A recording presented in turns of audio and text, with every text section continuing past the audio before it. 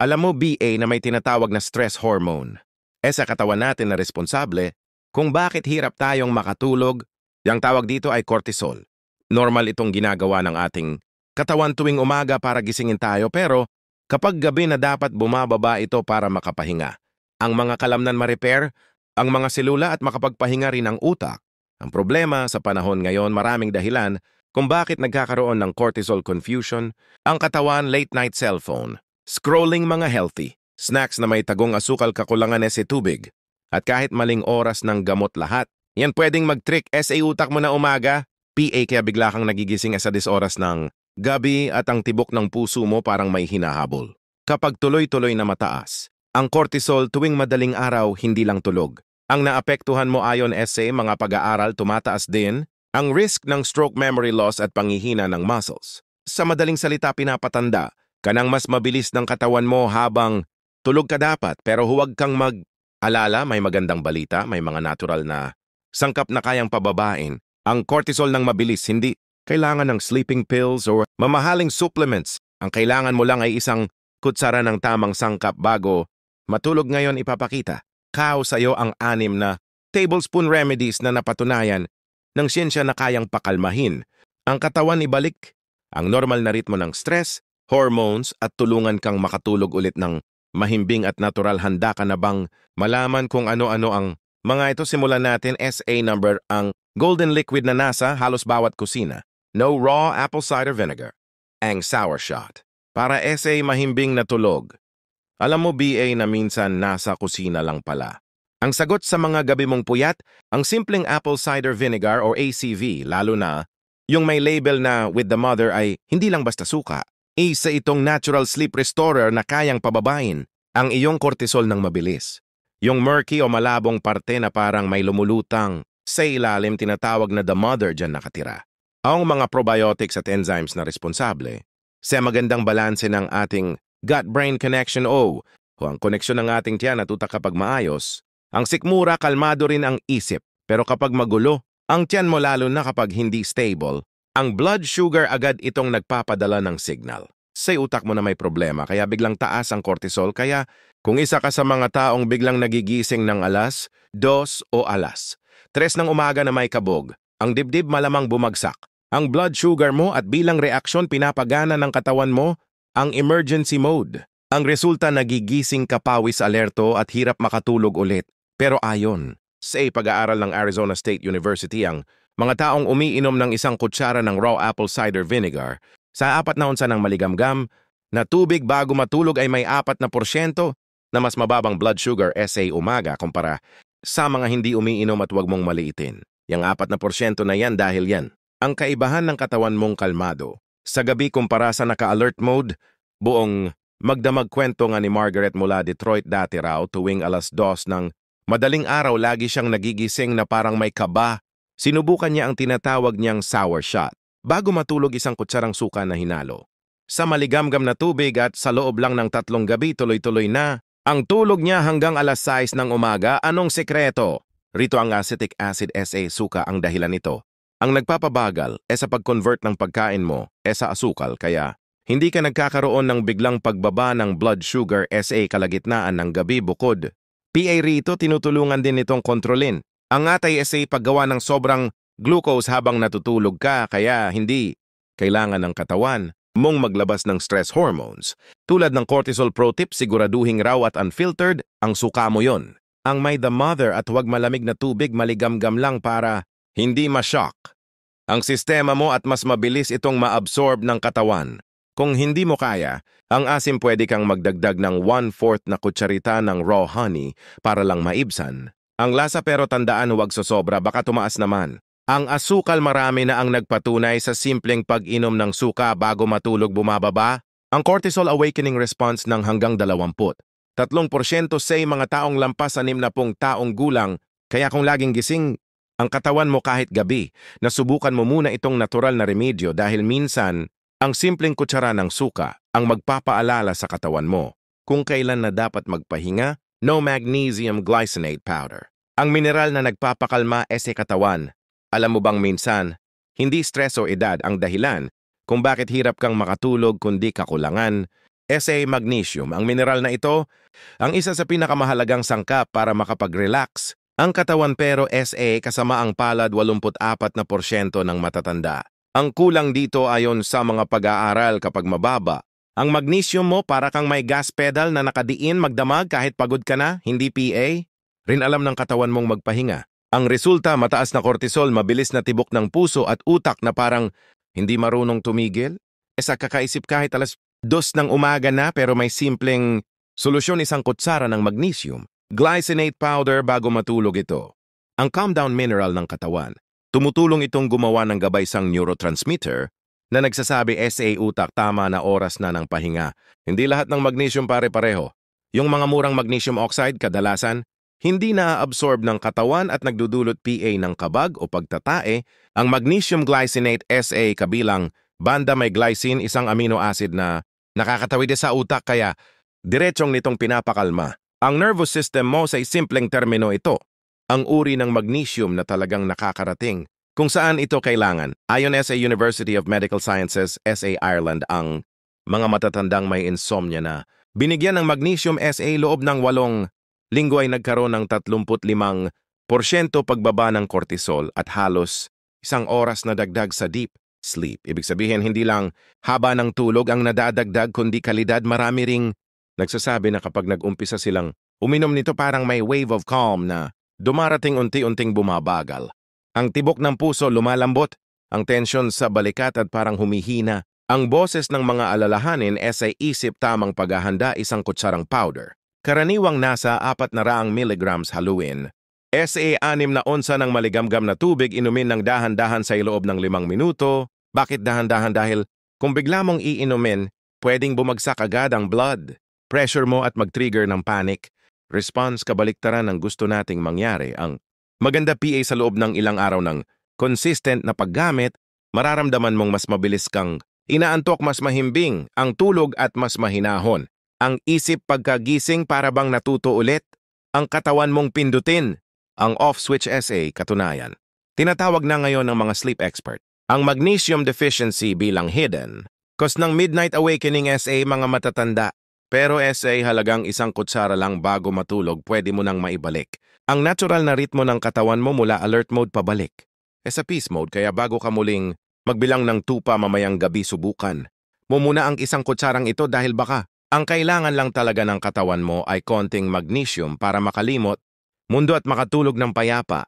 No tart cherry concentrate, ang matamis na lunas para sa gabi mong puyat. Kung iniisip mong ang prutas gaya ng cherry ay pang dessert lang, magugulat ka dahil may isang uri ng cherry na ginagamit ngayon ng mga siyentipiko bilang natural na pampababa ng cortisol at pampahaba ng tulog. Ang tawag dito ay tart cherry concentrate o yung maasim-asim na uri ng cherry na may kakaibang epekto sa katawan. Ayon sa mga pag-aaral ng Louisiana State University, ang mga matatandang may insomnia na uminom ng tart cherry juice 2 beses sa isang araw ay nakadagdag ng 84 na minuto ng tulog kada gabi. Ibig sabihin, halos 1.5 oras na dagdag na mahimbing na tulog at mas mababang stress hormones sa dugo. Bakit ito epektibo? Una, ang tart cherry ay may pinakamataas na natural melatonin content. SA lahat ng prutas. Ang melatonin, ang sleep signal ng utak mo.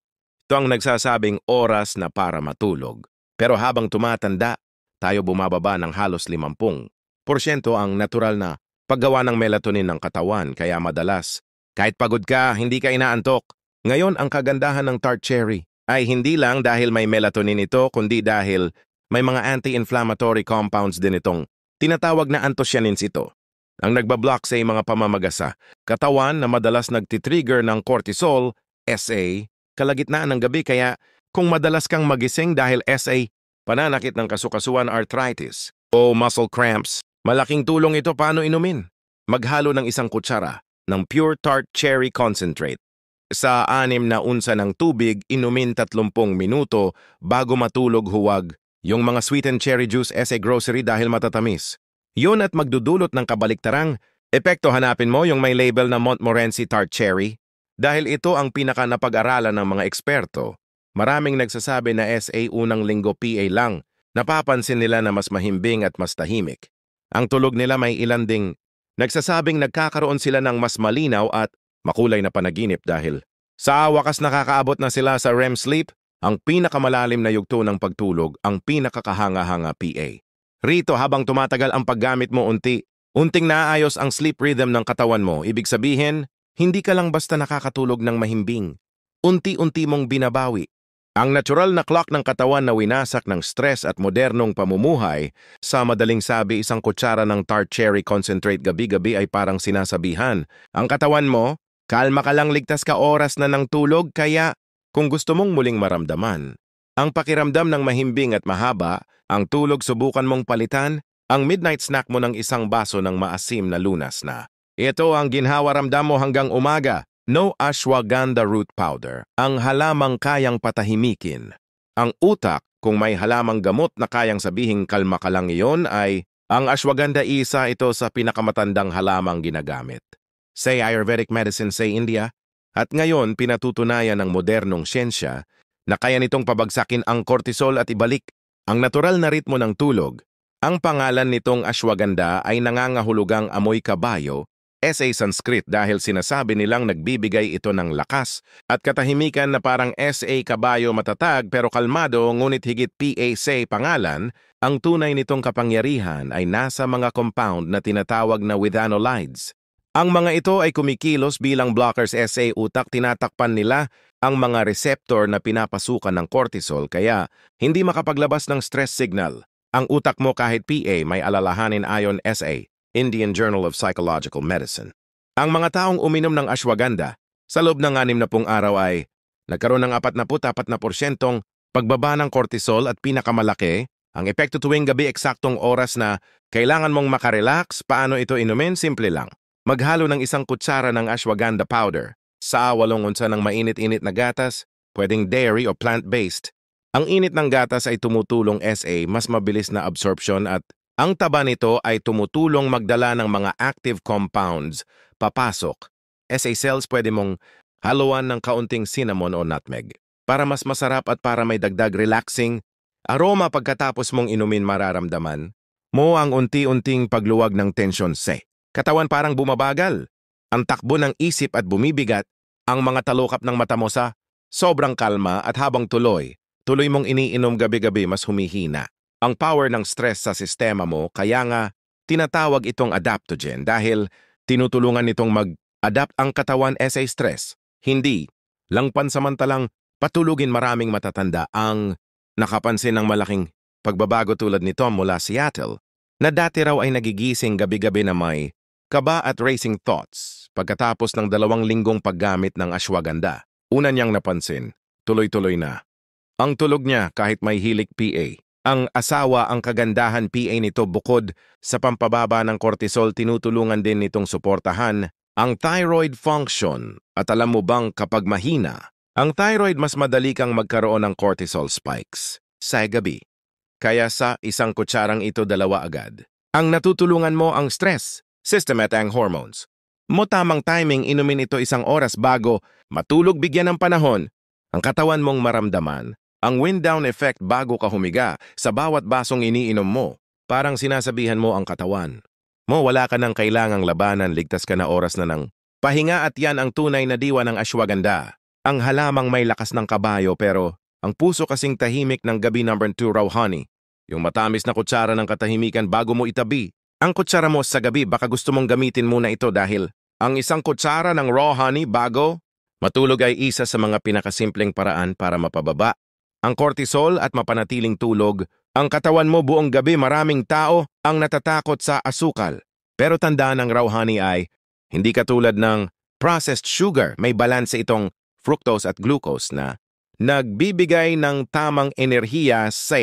atay habang natutulog ka. Kapag kulang ang glycogen ng atay mo sa kalagitnaan ng gabi, iniisip ng utak mo na may krisis, kaya agad nitong pinapagana ang adrenal glands at naglalabas ng cortisol at adrenaline. Ito ang dahilan kung bakit bigla kang nagigising na may kabato yung bibig o mabilis ang tibok ng puso. Pero kapag may 1 kutsara ng raw honey bago ka matulog, nagkakaroon ng sapat na fuel ang atay mo para hindi ito mag-panic mode. Parang sinasabi mo sa katawan mo, huwag kang mag-alala, may sapat na lakas ka hanggang umaga. Ayon sa mga Scottish researchers, ang mga taong kumain ng honey bago matulog ay Nagkaroon ng 50% pagbaba sa stress hormones at mas mataas na produksyon ng melatonin, ang natural na pampatulog ng katawan at ang sikreto, rito dapat raw at unprocessed honey. Yung hindi pinainit o sinala dahil yon.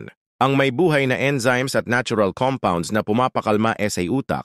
Ang raw honey ay may higit 200 bioactive compounds tulad ng quercetin at pinusumbrin na kayang tumagos sa blood-brain barrier para patahimikin. Ang mga neuron na nagtitrigger ng stress signals may bonus. PA ito konting magnesium, potassium at B vitamins na tumutulong sa rest and digest system ng katawan. Paano inumin isang kutsara diretso mula sa kutsara?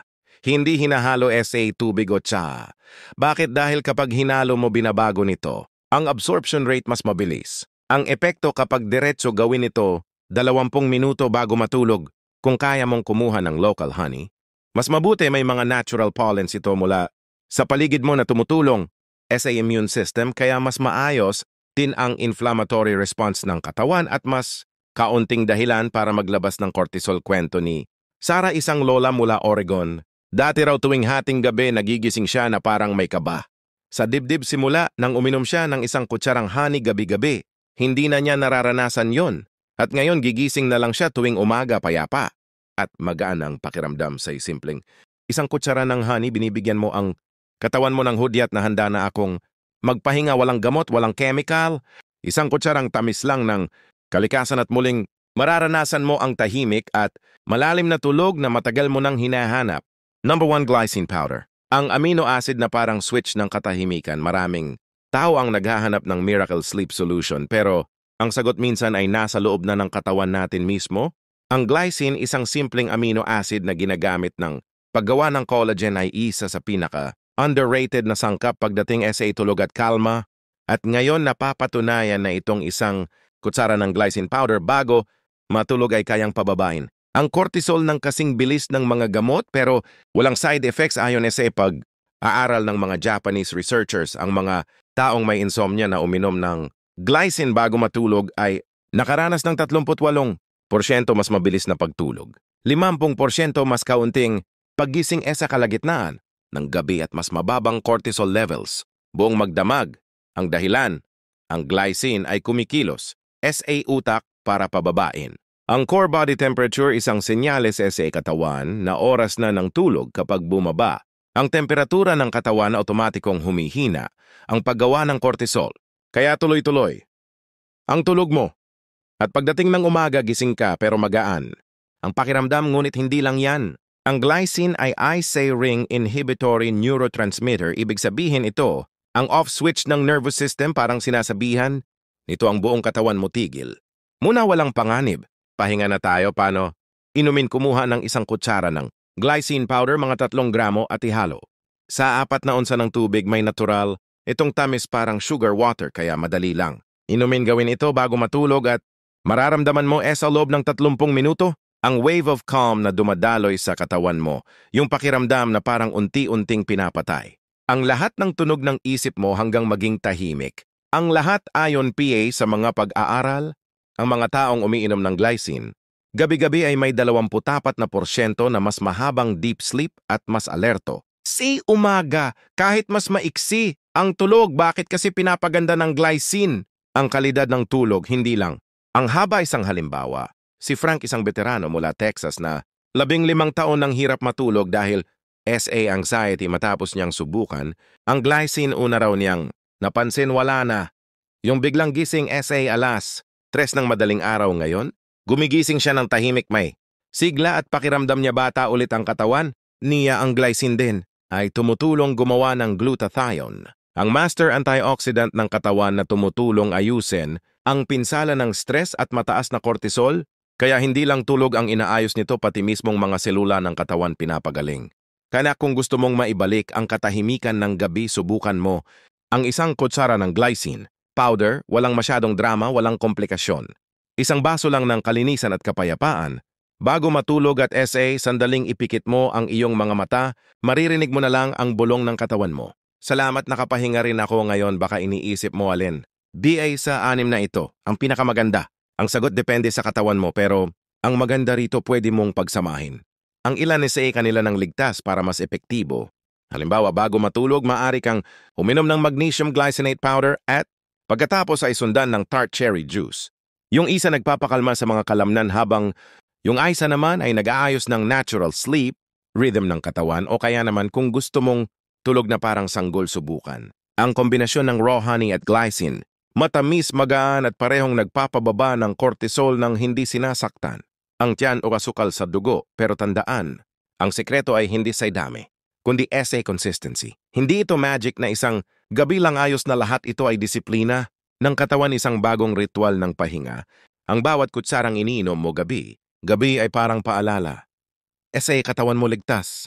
Pwede ka nang matulog. Sa mundong ngayon na puno ng ingay, stress at mabilis na takbo ng oras, ang tunay na karunungan ay ang pagpapahinga. Ang mga ninuno natin, alam yan, hindi nila minamadali. Ang gabi may tsaa sila bago matulog, may dasal, may katahimikan. Ngayon binabalik lang natin ang lumang karunungan sa itulong ng modernong siyensya. Kaya kahit isang kutsara lang kada gabi, kung ito'y ginagawa ng tuloy-tuloy, makikita mong unti-unting bumabalik ang sigla. Kalmado at mahimbing na tulog na minsan mo nang nawala isang maliit na kutsara, pero ang kapalit isang mahabang buhay na puno ng kapayapaan. Ang tulog ay isa sa mga pinakasimpleng biyaya ng buhay. Pero sa panahon ngayon, ito na rin ang isa sa pinakamahirap makuha. At kung iisipin mo, hindi naman talaga tayo